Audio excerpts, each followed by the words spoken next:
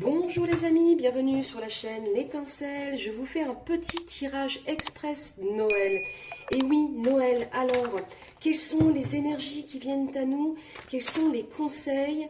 Quels sont les défis? Et puis voilà, quelle énergie en fait va nous porter pour ces prochains jours? C'est parti, on va se tirer déjà une première carte qui va correspondre à ce vers quoi vous devez aller donc sur cette période de Noël. Qu'est-ce qui va pouvoir vous inspirer, vous porter?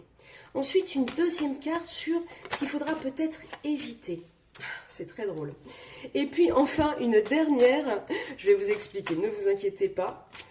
Enfin, une dernière un peu qui va être la moralité de l'histoire, la conclusion de ce tirage express. Alors, une troisième carte, s'il vous plaît. Alors, tac, et ça c'est notre troisième carte. Nous avons quoi? Oh, le 7 de denier. Ce vers quoi vous devez aller, chers amis, chères petites étincelles, c'est le 7 de denier. Le 7 de denier vient vous inviter à travailler, à œuvrer. C'est aussi un appel, et ça je pense que ça va parler à certains d'entre vous, à la patience.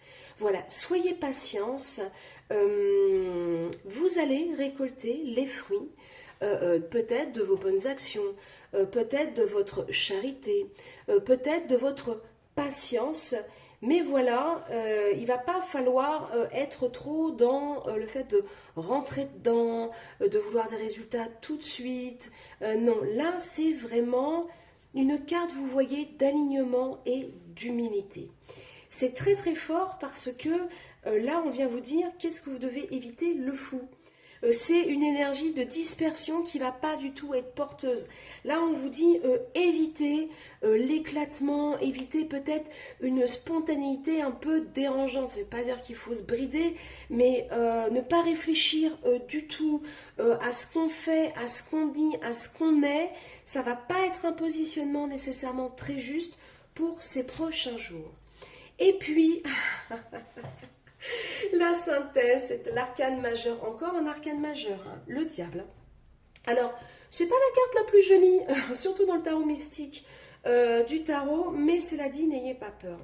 Le diable, la conclusion de l'histoire vient vous dire attention à tes pièges.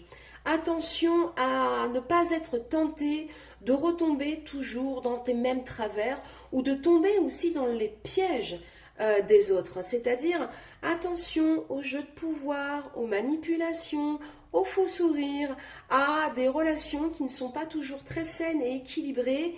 Restez juste simple, restez authentique. Restez vous-même, restez patient surtout. Pensez que ces relations et les relations humaines et puis vos projets aussi peut-être que vous élaborez en cette fin d'année, eh bien tout ça va nécessiter d'être bien solide sur votre axe et de ne pas être dérouté, de ne pas être désaxé justement par une envie un peu de tout foutre en l'air ou en fait, passez-moi l'expression, d'envoyer chier aussi les gens ou voilà, d'être un peu trop direct dans la spontanéité. Là, on vous appelle à la mesure et puis aussi à observer des choses qui ne sont pas toujours simples à observer, à constater, notamment chez nous et chez les autres.